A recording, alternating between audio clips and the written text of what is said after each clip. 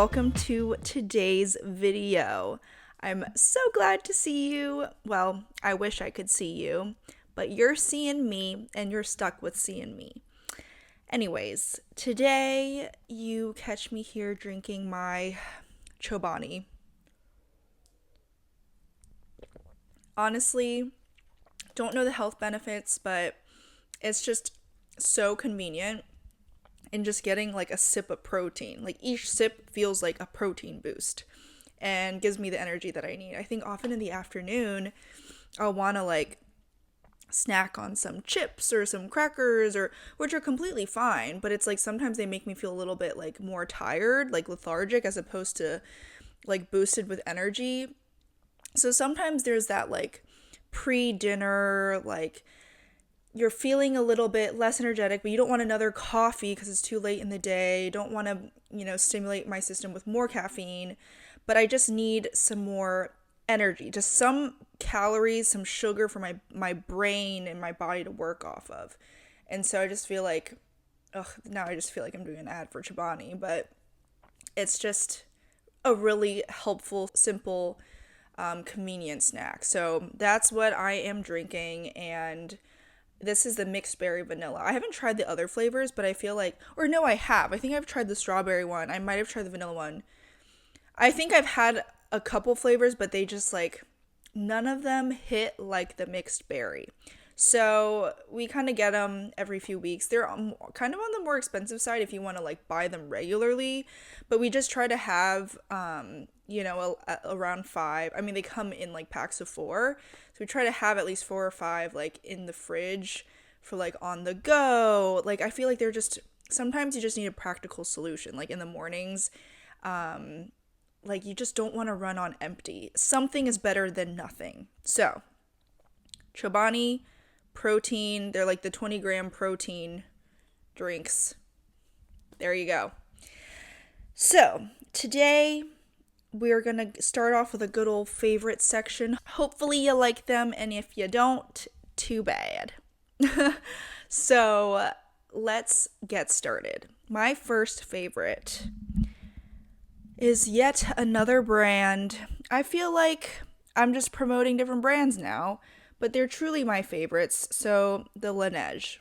Now, before I get into what this specific one is, I've been using Laneige for so many years now. Like I haven't bought one of those like tiny chapsticks in so long. Like I don't know when I started using Laneige. Was it college? Before college? I don't think it was before college. But like this is the Laneige lip sleeping mask. Is that what it's called? Yeah, lip sleeping mask. And I mean they're really popular. Like you've probably heard of them. And I think people used to truly just use them as a sleeping mask. Like they're very luscious. Like it's just like a lot of product, it feels like. So it feels like it's something you would sleep in to kind of like make your lips more moist overnight, stuff like that. That sounds so weird. I wish I didn't say it like that. But I've used it as chapstick throughout the day, and I honestly like sometimes even for events and stuff, I don't even use like lip gloss or lipstick anymore. Like sometimes I'll supplement it with a little bit of a tint or a color if it's a fancy event, but generally like if I just use the Laneige, like it's just so glossy, and people are like, "Wow, like your lip, like what do you have on your lips? Like do you use lip gloss?" And I'm like, I never use lip gloss. I just use Laneige." So anyways, I'm blabbering on about Laneige. I've used Laneige, the Laneige lip sleeping mask for so many years. It's expensive, but like I only use that. I just use each time I finish a jar, I get a new one. Or I have multiple jars at one time, and like one for my bedside table, one for like I'll have it back there, one for my purse, I don't know, one for a backpack or something like that. And it takes a while to use, right? So it's not like you're buying these jars constantly, and they're mini jars. Now, there's so many different flavors. I don't know if flavor is the right word, like scents. And I've always used like the classic ones, like the pink berry one. And that one's just classic go to. There's like not really any color to it. Like if you smudge it on something, like there's no color rubs off of it. A few years ago I was gifted with a gummy bear one. It's funny when the people in your life know like what products you use, because then they'll just give you, when it comes to like gift giving, they'll just give you like what you need in your routine.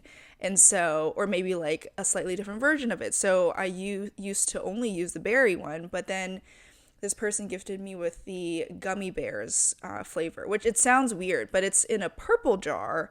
It actually does have a little bit of a pinker tint to it, so I would reserve that one for like going out.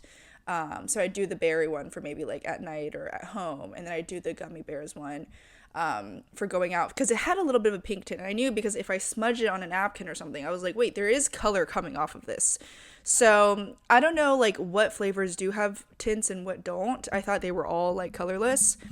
Now, getting to the main point, which is when we were recently in California, we were in Los Angeles at one point of that road trip, and we went to the Grove. Classic. If you don't know what the Grove is, it's just like a lot of shopping and eating and retail stores and stuff like that. And so I don't think I've ever been to like an in-person Laneige store. I've only seen Laneige at like Sephora and stuff like that, and that's where I've bought it.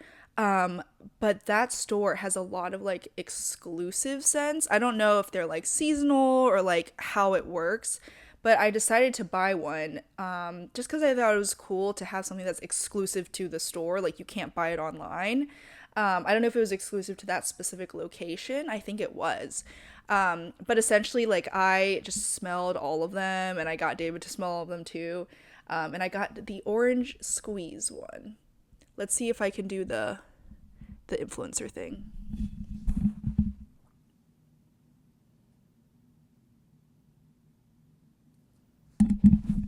Wait, the blur thing actually works. Like, blurring the background to focus on the product. So, yeah, orange squeeze. It's so fresh and orangey, but it's a swirl. I don't know if you can tell. Yeah, it's like pink and orange, so it's so fun to like dip into and like see the swirl. Anyways, very unique. I've never had this scent before, and I really, really enjoy it. So that's what's on my lips right now. I don't have a ton of it on, but you can tell I have some glossiness on my lips. So Laneige, that is my first favorite. Second favorite is, I feel like we're going from like cute, delicate makeup product to Domino's pizza and wings. Now, I didn't grow up, like, my family didn't grow up, like, ordering pizza a lot. I feel like a lot of families grow up with, like, oh, it's a busy day, busy evening, so, like, let's just order in some pizza. I didn't grow up with that type of family, so I don't often crave pizza, interestingly enough. However, David really likes pizza, and when we get pizza, it'll be Domino's or something like that every now and then. And this particular day, David wanted pizza, and I was just like, I just really don't want pizza. I don't know why. I feel like I'm craving something else, but that was just like the cheap option. It's easy, it's fast. We have a Domino's near where we live. It's just like all roads pointed to Domino's, but it's like my brain and my stomach just did not want it. Also, they had like a mix and match thing that day, and so David was like, what thing do you want to get with it? And I was like, should I get like pasta or salad or whatever? But it's just like, they're just like so meh. Anyways, he ended up getting these buffalo wings, and I was like, I love wings, especially buffalo wings. Like, those taste great, but you know, like, it's from Domino's. Like, if a special place's specialty is pizza, how can the wings be good? Sorry if you guys have already had these wings and you know exactly what I'm talking about, because you're probably screaming through the screen like, Emily, these wings are amazing. Because guess what? These wings were amazing. I don't know what they put on it, what they put in it, how they make it, but it tasted like crack. Like, it was so good. I was like, I like inhaled the whole box of wings. I was like, I feel like I didn't eat anything. Like, I just, one after another, like, I just couldn't stop eating. And then I was like, what is this? Like, like in Asian food, they use MSG a lot, and that's what makes it taste like so like addicting and flavorful. I don't know what the chemistry is, but I don't know, guys. These Domino's wings changed the game for me. They don't even taste like wings. They don't even taste like chicken. That's probably a problem. But they're just so tender and juicy and flavorful. And yeah, I think that's like the most inhaling of a food I've ever done in my life. So that was my number two favorite. My number three favorite is a game.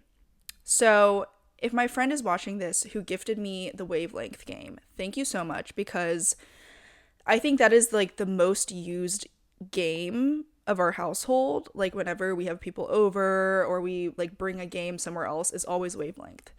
I mean, it's like one of the New York Times like best-selling games. So like you guys have probably all played this game already. And we've been playing it for a couple years now, but it's just the perfect party game for any size party, right? Or I mean, I guess it should be, I think it probably has to actually be for people like 2-on-2. So just kidding. But it's like the perfect game where it's so easy to explain if someone hasn't played before. It's so fun. And also, like, the rounds can go by really fast, or you can just like play till a really large number if you want to play like a really long game. And it's just super, super fun. Like, it's just about being on each other's wavelength, right? Like, you're giving explanations and stories and situations where it's like, you see what I did there? Like, but you got to read it. It's like reading each other's minds. And so it's really fun to play like couples against couples. And I've just really loved that game recently. Like, recently we had a couple, like our friends are a couple, so that we had that couple over, and we played that game, and it just it revived that love for that game for me again. And it's just actually really funny when it's like two married couples playing against each other, because like if you guys play the game, 4 is the highest number of points that you can get in a round.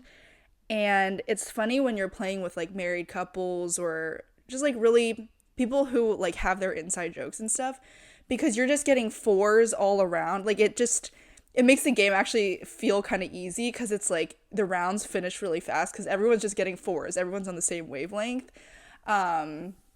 But yeah, so that's a game that I highly recommend. If you've never heard of it or don't own it or haven't played it before, like, definitely get that game, because it is really fun to play with other people. All right, so those are my favorites. I'm actually really excited for today's topic, because I've this is just something I feel like I talk about a lot with people, and like as an adult, you know, you're not just like making friends at school anymore, like you're meeting new people at all different stages of your life.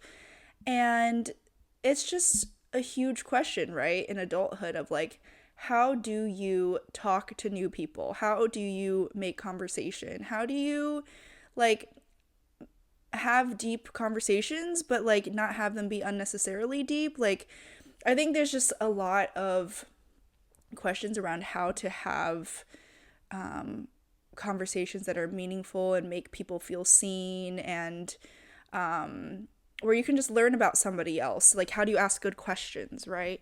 So I really love this topic. And the topic specifically is how to meet new people and connect with them. And this is important because, like, there are different situations in which you meet new people. It could be new coworkers, it could be in a social setting, it could be mutual friends, it could be neighbors, like you're or at the grocery store. Like, I mean, at least in the Northeast, you don't really talk to people at the grocery store unless you're at Trader Joe's. Like in Virginia, I feel like no matter where you are, you could strike up a conversation like in the middle of a sidewalk. But in the Northeast, everyone's like minding their own business. So there's some cultural differences here between the North and the South.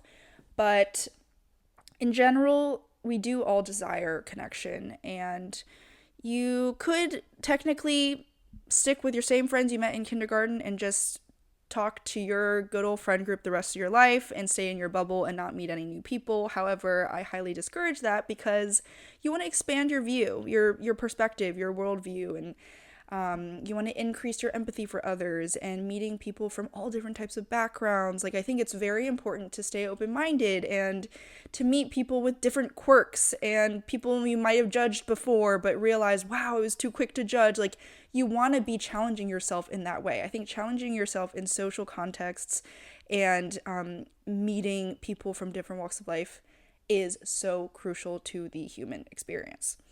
So I'm just going to walk through some of the things that I find really helpful and that I keep in mind when I meet new people. And I hope this speaks to you and helps you. So, first off, this is probably the most important step of the 5 things or 6 things that I'm going to say. And it's that the conversation needs to come from a place where you genuinely care about the other person. And this is not something that you can fake or pretend. Like, people can see right through this. This is a matter of the heart. This is a matter of like your conscience and like your attention and actually being present. And you have to be so intentional about it. Like, you have to be present and you have to, and it's not this forceful thing of like, I must be here, I must speak to this person and glean as much information as possible and make them feel seen and heard. Like, it's not an assignment, right? It's, you're a person, they're a person. And do you genuinely care that that's another person who has a soul, who has their own insecurities, who has their own traumas in life, who's had their own wins and accomplishments, and who has their own desires for love and feeling seen and also desiring connection, and maybe they seem annoying to you right off the bat, but you can't judge from the beginning. Like, we're all annoying right off the bat, maybe.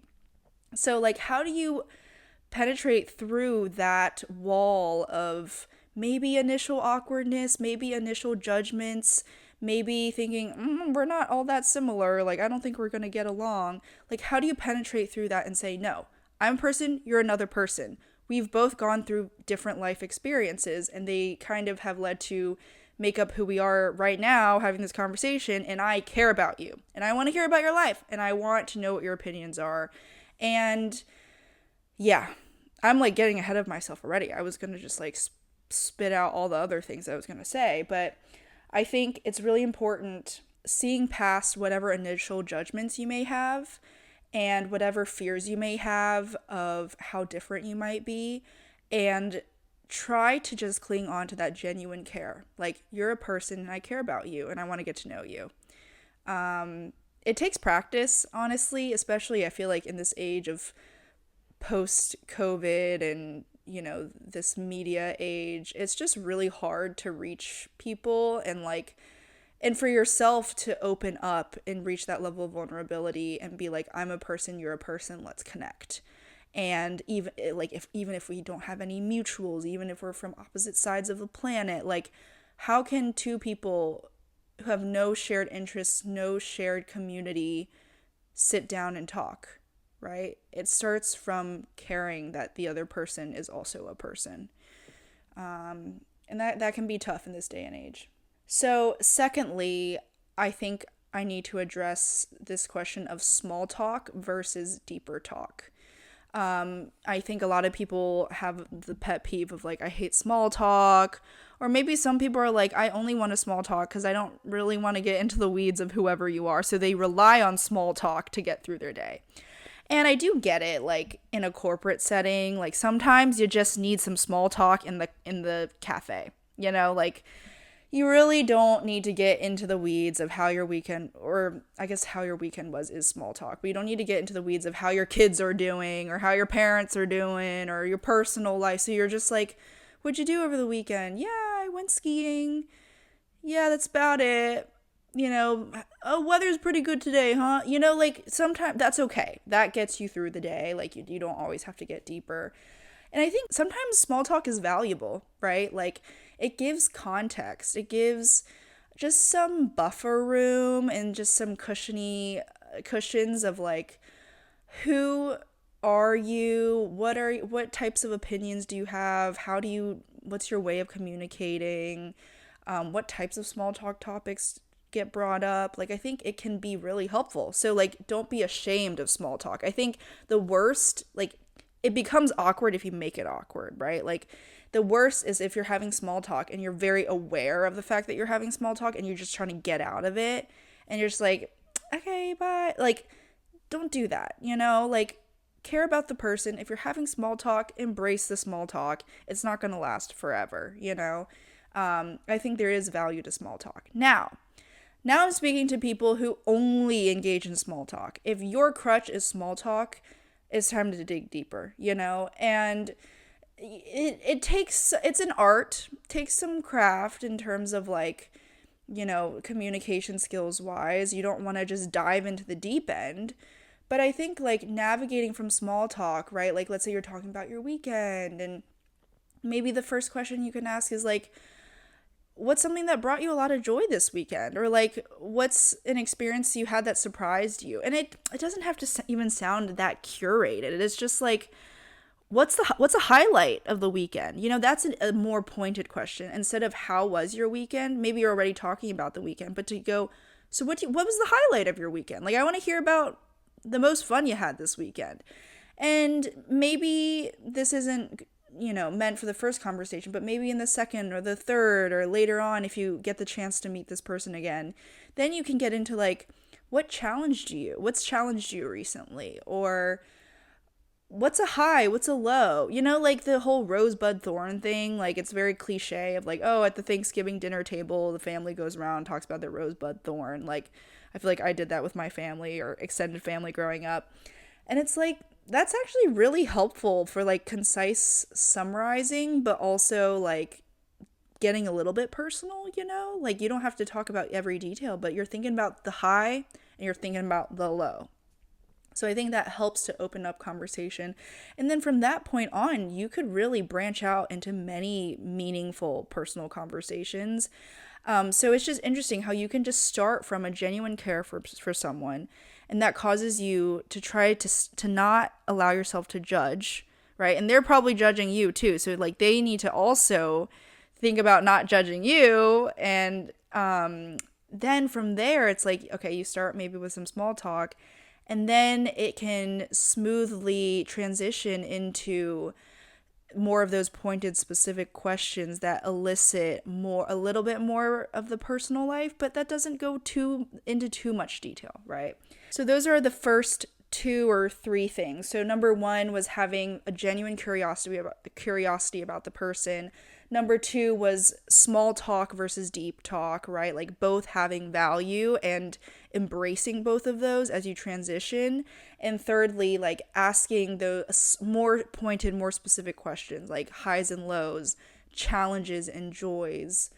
And now going into my fourth point is find points of relatability and show curiosity and ask questions. So like I think, I mean, hopefully you have all types of interests and hobbies, right? Like it could be sports, it could be arts, it could be what you like to do with your friends, and just find points of commonality, right? Like, oh, what do you do with your friends outside of work, right? Oh, I like to do that too. Like, find points of connection. And it could be that you found a point of relatability, but then it's like, let's say they're like, oh, I like to play games with my friends. And you're like, well, I like to play games too. And they're like, well, I like to play video games. And you're like, shoot, I really hate video games. Like, I meant board games, I meant card games.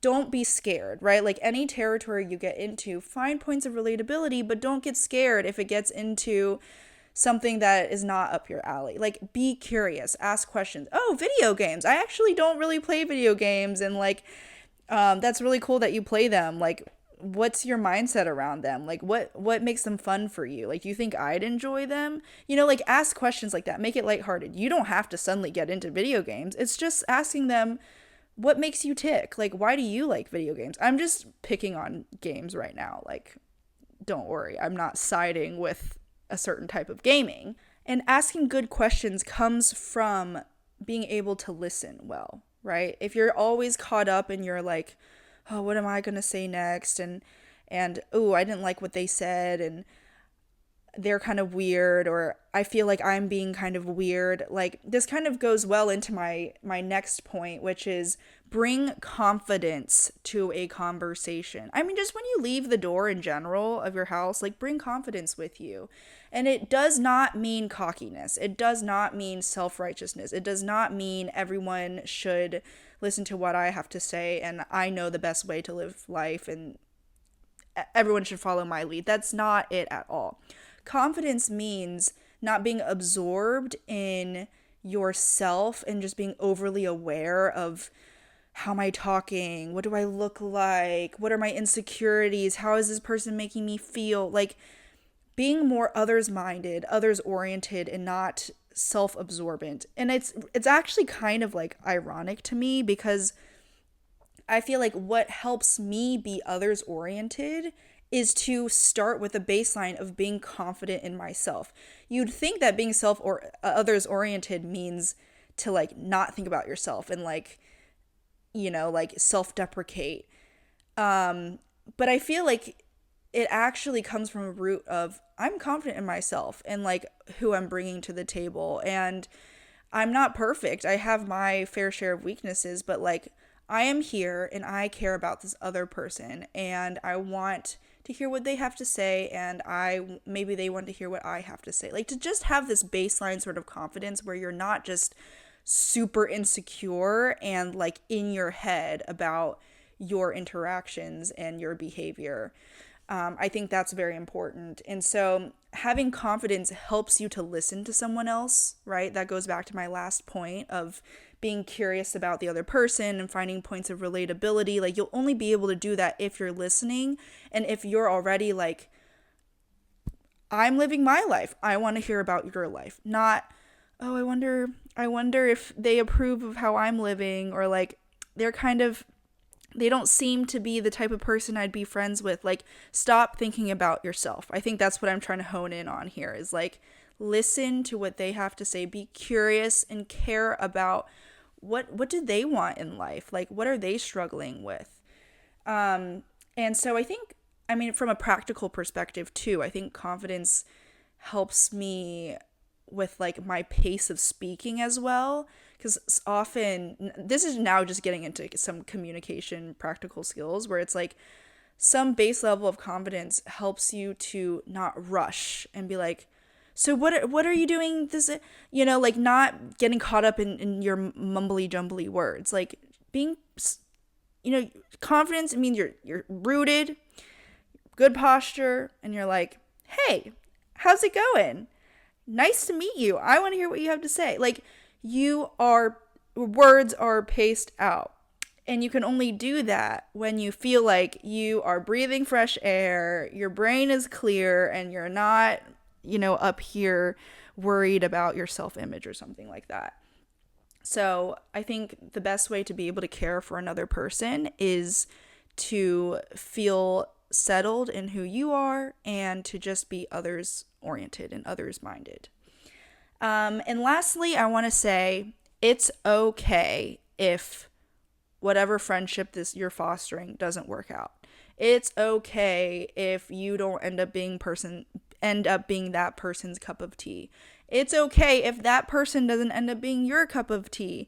Like the goal is not to become besties with everyone you meet. The goal is not to feel like every single person you come across approves of you and what you look like and how you're living your life and the words that you use and like do they want to be friends with you? Like that's not the goal. Like today's topic is about how do you connect with others, but it's not like how do you connect with others and care about others and have others speak into your life, but it's not about how do you glue on to everyone and become best friends with everyone and everyone you come across. And maybe I can do another video on friendships specifically, but this is more generally like how to make others feel seen, how to make others feel acknowledged and feel like you're asking really good questions. And if anything, this last point of knowing that it's okay if you don't become besties honestly helps to fuel that relationship and maybe you actually do become besties. Sometimes having that like going into a conversation or into a friendship being like we must be best friends, we must be best friends. That's actually what derails a friendship because nobody wants like to feel bombarded, right? Like, oh, I have to be friends with this person. No, the best friendships come naturally. And so having that like base mindset of it's okay if we don't click, but guess what? It doesn't matter. I want to just care about you and hopefully you care about me. And then naturally, if that ends up blossoming, then I've had really wonderful friendships start that way, right? Like it's in school, you have these shared experiences, shared trauma, maybe shared classes. But in adult life, sometimes you just meet and you don't have any shared experience to go off of. So, how do you make new friends when you're not coming off of shared experiences? It's just hearing and listening and sharing, right? And then if there's that spark, I guess this applies to dating too, right? Like, especially if you're doing online dating or like matchmaking or something, and it just starts from zero. You don't have any shared experience to go off of. So, I feel like I talked really fast in that because I just had so much to say.